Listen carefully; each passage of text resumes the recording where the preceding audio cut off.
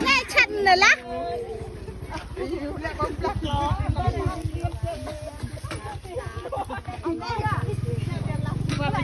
đẹp quá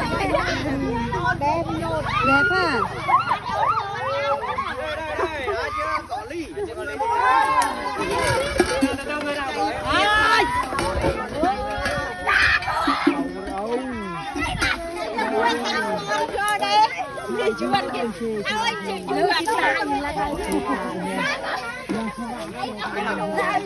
ba con ai mình gặp tôi ơi mình vô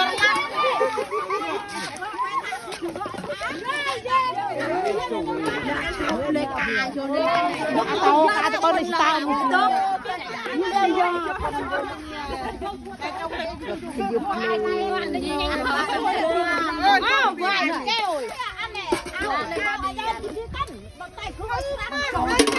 đẹp không?